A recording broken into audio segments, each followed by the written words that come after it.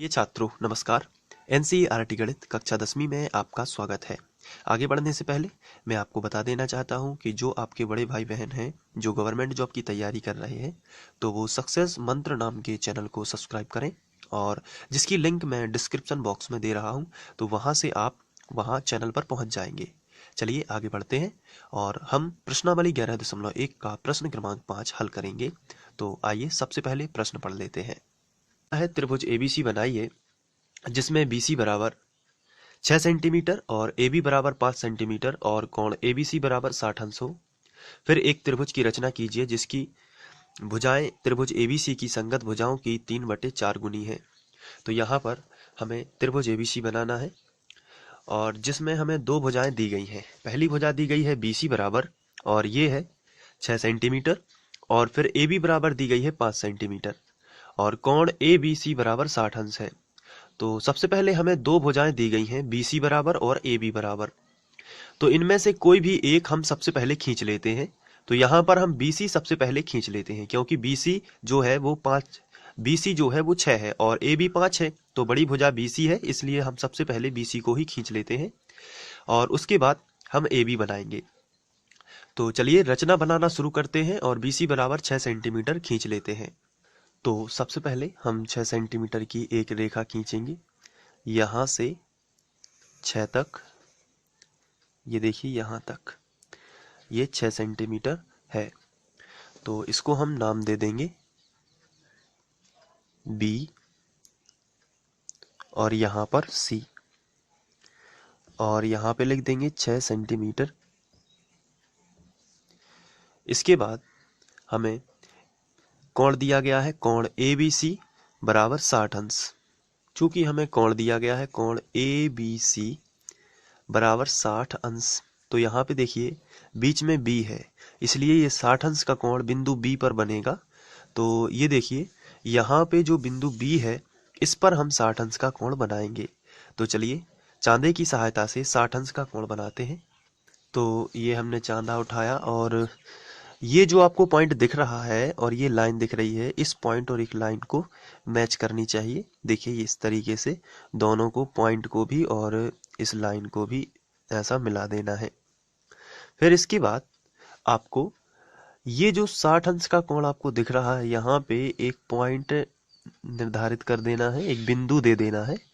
ये देखिए अब चांदे को हटाकर उस बिंदु से एक लाइन इस तरीके की खींच देनी है। ये दोनों बिंदुओं को मिलाती हुई एक लाइन आपको खींच देनी है।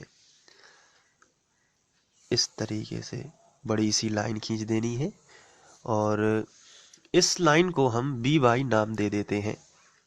यहाँ पे हमने नाम दे दिया बाई तो हो गया BY, किरण हो जाती है। तो 60 अंश का कोण बनाती हुई किरण BY हमने खींची, यहाँ पे 60 अंश लिख देते हैं। तो इतना काम हमने किया। इसके बाद हमें क्वेश्चन में दिया गया है, चूंकि हम रफ में यहाँ पे लिख लेते हैं। क्वेश्चन में हमें दिया गया है कि AB बराबर 5 सेंटीमीटर। तो AB बराबर 5 सेंटीमीटर, तो B बिंदु तो यहाँ पे है, आप देख सकते हैं B बिंदु यहाँ पे है, तो A यहाँ कहीं होना चाहिए, तब तो AB बराबर 5 होगा। तो इसलिए हम B बिंदु को केंद्र मानकर 5 सेंटीमीटर का चाप लगाएंगे जो कि यहाँ कहीं लगेगा, तो उस बिंदु को A नाम दे देंगे। तो चलिए हम प्रकार की हेल्प लेते हैं। तो ये प्रकार है और इसको हमें 5 सेंटीमीटर के बराबर फैलाना है क्योंकि AB बराबर क्वेश्चन में दिया गया है 5 सेंटीमीटर। तो देखिए ये हमने 0 पे रखा प्रकार की नोक और 5 सेंटीमीटर के बराबर इसको फैलाया। ये यहाँ पे लिखा है 5, थोड़ा सा और ध्यान से ये देखिए, ये है 5, तो ये 0 और ये 5। तो अब हम बिंदु B को केंद्र मान लेते हैं। यहाँ पर बिंदु B को माना केंद्र और 5 सेंटीमीटर का जो ये चाप है यहाँ पे लगा दिया। अब जिस पॉइंट पर ये यहाँ पे कैंसिल है, ये वाला पॉइंट आप देख सकते हैं, ये वाला पॉइंट, यहाँ पे हम A नाम दे देंगे, A, और फिर इस A को हम C से मिला देंगे। ये देखिए ये है C, तो A को C से मिला देंगे। तो ये रहा स्केल और स्केल की सहायता से हम इसको मिला देंगे। तो यहाँ पे हमने मिला दिया।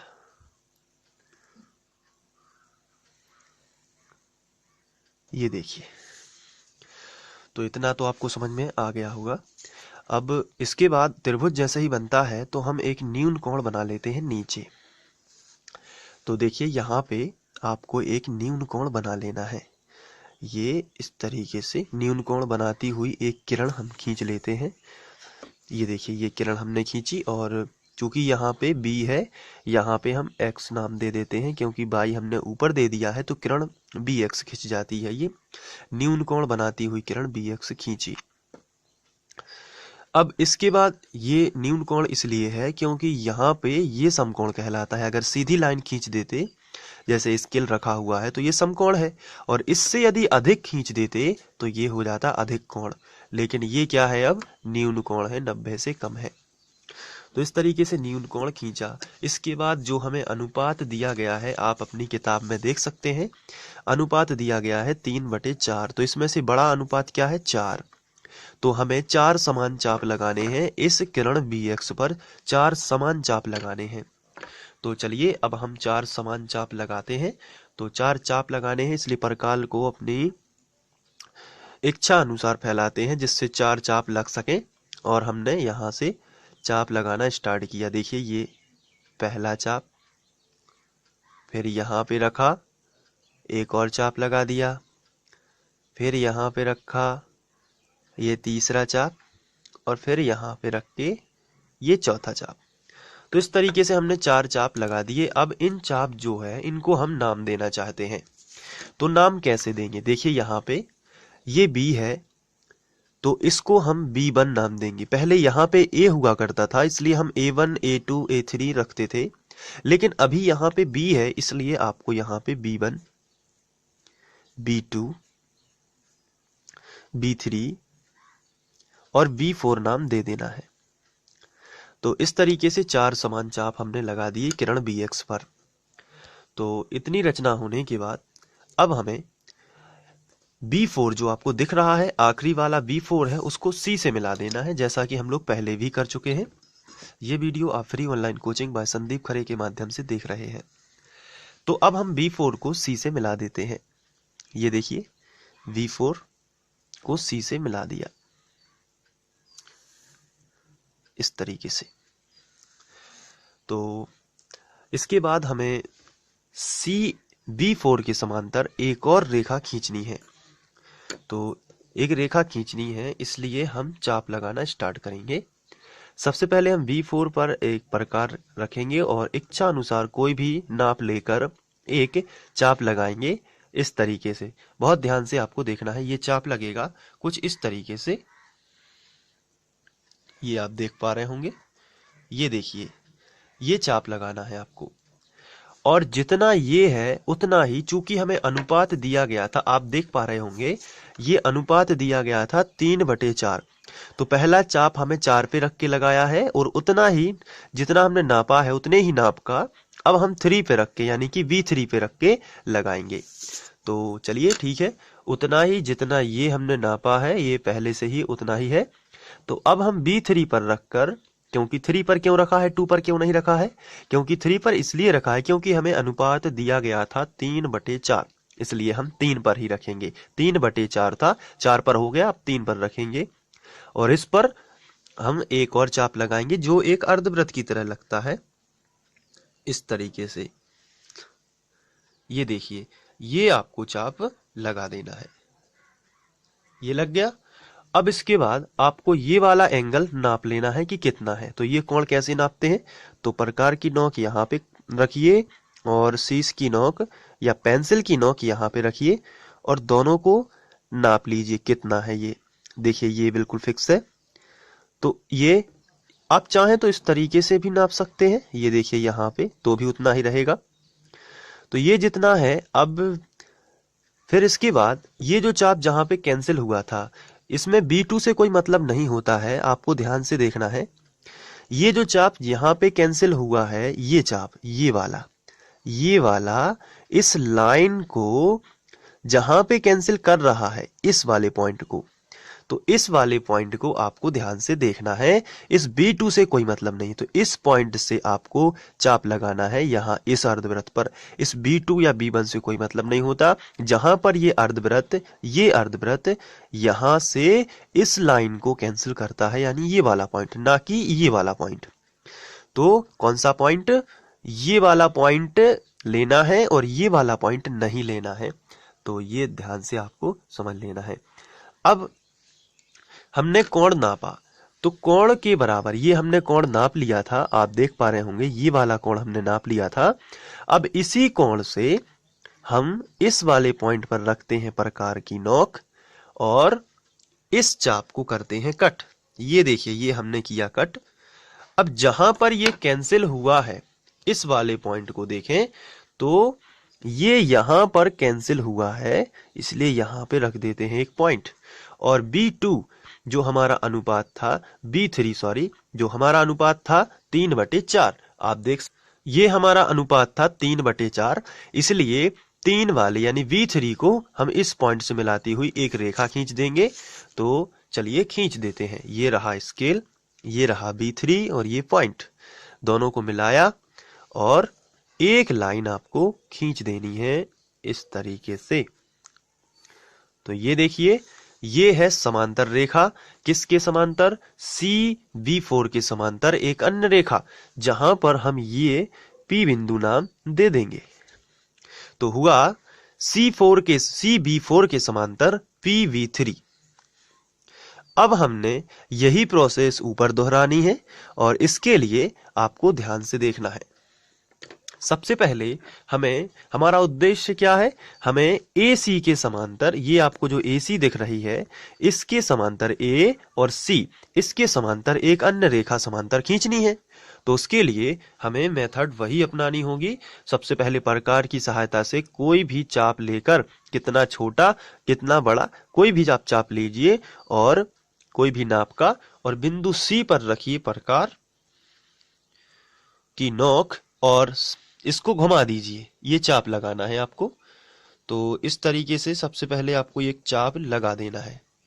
तो ये चाप लग गया है, ये देखिए, ये कंप्लीट हो गया।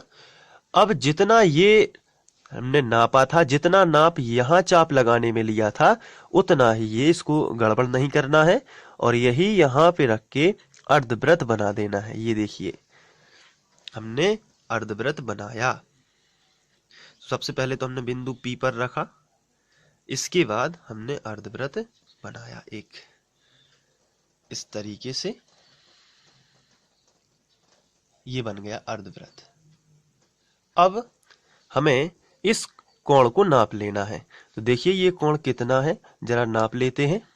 तो इसके लिए हमने यहाँ पे रखा प्रकार की नोक और ये जो है थोड़ा सा बड़ा है, तो इसको हमने कम कर दिया। ये देखिए, ये कम किया तो इतना हो गया। अब देखिए सही नाप है। तो फिर इस वाले पॉइंट से आपको ध्यान रखना है, जो पॉइंट यहाँ पे लिखा हुआ है, ये वाला पॉइंट, इस पॉइंट पर रख कर एक चाप लगा देना है। ये इस तरीके से एक चाप लगा देना है और इस चाप को एक पॉइंट निर्धारित कर देना है। अब इसको और इसको मिला देना है इस तरीके से। ये देखिए, तो थोड़ा सा हमने इसको मिला दिया। ये इस पॉइंट से शीश जो है वो मोटी चल रही है, इसलिए थोड़ा सा एरर आ रहा था, लेकिन लगता नहीं है। अब हम लाइन खींच देंगे, आप प्रयास करेंगे तो जरूर सही आएगा। ये देखिए ठीक ही है। तो यहाँ पे A नाम है, तो यहाँ पे हम A' नाम दे सकते हैं। तो देखिए इस तरीके से त्रिभुज ABC के अंदर एक अन्य त्रिभुज A'BP का निर्माण हो जाता है। तो ये हुई रचना। अब हम लिखेंगे रचना के चरण। तो रचना के चरण लिखते हैं और इसमें हम चित्र में देखेंगे। सबसे पहले हमने BC बराबर 6 सेंटीमीटर का रेखाखंड खींचा था। सबसे पहले हमने BC बराबर 6 सेंटीमीटर का रेखाखंड खींचा था। तो चलिए हम उसी को लिख लेते हैं। सर्वप्रथम BC बराबर 6 सेंटीमीटर का रेखाखंड खींचा, पहला पॉइंट बना के इस तरीके से। इसके बाद हमने, अगर हम चित्र की बात करें, तो हमने बिंदु B को केंद्र मानकर 60 अंश का कोण बनाती हुई किरण BY खींची थी।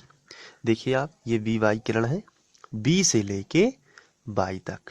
तो ये कहाँ, बिंदु बी को केंद्र मानकर चांदे की सहायता से 60 अंश का कोण बनाती हुई किरण बी वाई खींची।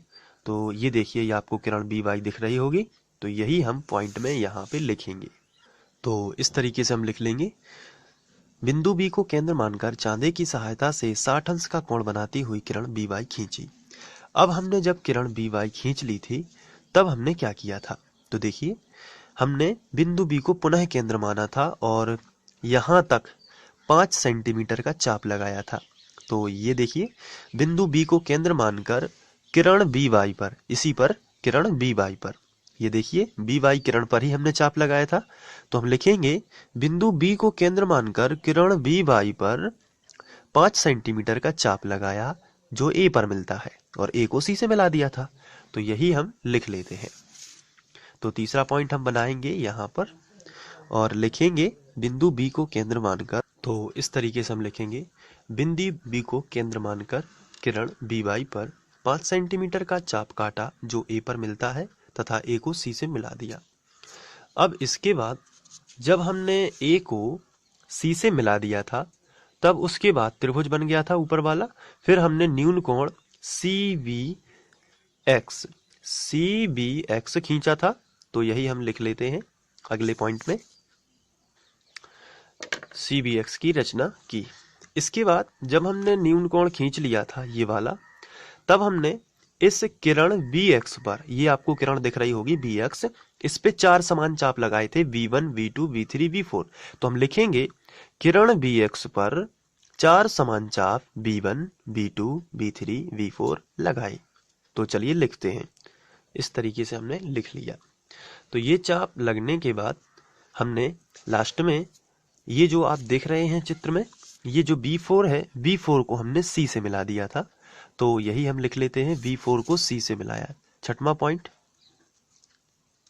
तो इस तरीके से हमने लिखा। इसके बाद जब हमने V4 को C से मिलाया था, तो उसके बाद हमने CV4 के समांतर PB3 खींची थी और CA के समांतर PA डैश खींची थी। तो ये दोनों हम लिख लेते हैं कि इसके समांतर ये खींची और इसके समांतर ये खींची। तो हम यहाँ पे लिख लेते हैं, इस तरीके से दोनों समांतर रेखाओं को लिख लिया। जैसे ही समांतर रेखाएं खींचती हैं, तो उसके बाद हमें इस प्रकार त्रिभुज ABC और A'BP की रचना होती है। यही हम लिख लेंगे। इस प्रकार त्रिभुज ABC और A'BP की रचना होती है। अब हम इस रचना का औचित्य दे देंगे। तो औचित्य देना बहुत ही सिंपल होता है, चलिए देते हैं।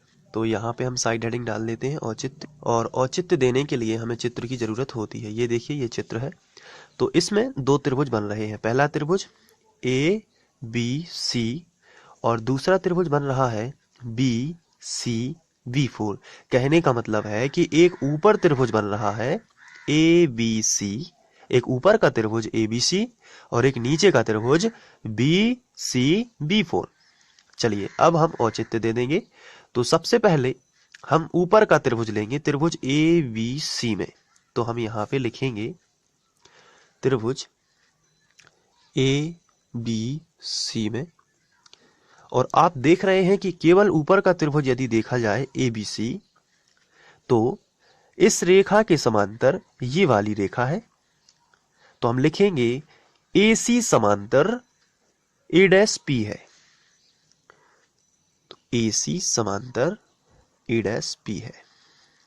जब ये समांतर है, तो थेल्स प्रमेय से बड़ी भुजा के बटे छोटी भुजा, यहाँ पे हम लिख सकते हैं बड़ी भुजा क्या है BA, और इसके बटे छोटी भुजा क्या है BA'। तो हम लिखेंगे, बड़ी भुजा के बटे छोटी भुजा, यहाँ पर भी बड़ी भुजा BC पूरी और उसके बटे छोटी भुजा BP। तो ये हम लिख सकते हैं।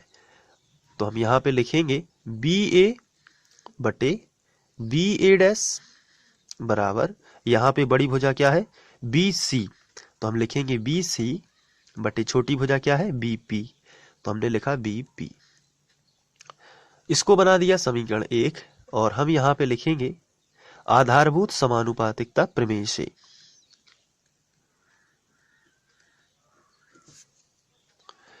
इसके बाद हम दूसरा त्रिभुज ले लेंगे, नीचे वाला त्रिभुज BCB4। तो लिख लेते हैं त्रिभुज BCB4 में आपको इसमें भी दो समांतर रेखाएं दिख रही होंगी। पहली है CB4 और इसके समांतर है PB3। तो CB4 के समांतर है PB3। तो यहां पे लिखेंगे CB4 समांतर PB3। जब ये आपस में समांतर हैं तो बड़ी भुजा, ये नीचे वाला त्रिभुज देखिए, ये वाला त्रिभुज, तो बड़ी भुजा यानी कि BC के बटे छोटी भुजा यानी कि BP।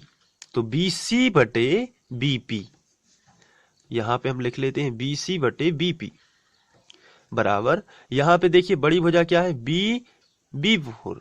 तो यहां पे हम लिखेंगे BB4 बटे छोटी भुजा क्या है, यहां तक है छोटी भुजा BB3। तो हमने लिखा BB3। इसके बाद हमने इसको बना दिया समीकरण 2 और यहां पर भी हम लिख सकते हैं आधारभूत समानुपातिकता प्रमेय से। तो आपको लिख लेना है, यहां पे देखिए आप लिख सकते हैं। अब समीकरण 1 व 2 को ध्यान से देखेंगे तो हम यहां पे लिखेंगे समीकरण 1 व 2 से। तो जब समीकरण 1 व 2 को देखोगे तो BC बटे BP यहां पे भी है और BC बटे BP यहां पे भी है, यानी कि ये दोनों एक से हैं। जब ये दोनों एक से हैं तो ये वाले भी एक से हो जाएंगे, यानी कि BA बटे BA डैश बराबर हो जाएगा VB4 बटे VB3। ये दोनों आपस में बराबर हो जाएंगे। तो चलिए इन्हीं को लिख लेते हैं। तो BA बटे BA डैश बराबर, ये दोनों तो कैंसिल हो गए क्योंकि बराबर है, तो इसके बराबर हमने ये लिखा BB4 बटे BB3। अब इसको आगे बढ़ाते हैं तो BA बटे BA डैश बराबर BB4 क्या है, तो BB4 ये देखिए B से लेके V4 तक कितने चाप लगे हुए हैं, 1 2 3 4। तो हम यहां पे लिख देंगे 4 और BB3 तक कितने, तो 1 2 3, तो 3। या फिर आपको नहीं यदि समझ में आता तो 4 और 3 यहां पे लिखा होता है तो वही लिख दीजिए। तो इसलिए यह अनुपात हो जाएगा जो कि सत्य है। इस तरीके से आपको ये सॉल्व कर लेना है। चलिए रचना के चरण जो है उसका आप स्क्रीनशॉट ले लीजिए और औचित्य का एक बार स्क्रीनशॉट ले लीजिए ताकि आप इसको बहुत अच्छे से कर पाए। तो चलिए मैं यहाँ पे स्क्रीनशॉट आपको दे देता हूँ, 2 मिनट। ये देखिए ये रहा, ये रचना के चरण है। आप स्क्रीनशॉट ले लीजिए क्योंकि कुछ बच्चे कहते हैं सर स्क्रीनशॉट लेना है, तो ये लीजिए आप स्क्रीनशॉट। इसके बाद थोड़ी सी 2-3 रचनाएं और बची हुई हैं, इसका भी ले लीजिए। अब आप औचित्य का भी स्क्रीनशॉट ले लीजिए, ये रहा औचित्य।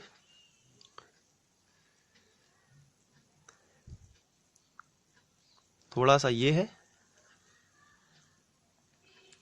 तो इस तरीके से आप इस रचना को कर लीजिए क्योंकि ये बहुत ही इंपॉर्टेंट क्वेश्चन है और ये वीडियो आप free online coaching by Sandeep Khare के माध्यम से देख रहे थे। Thank you.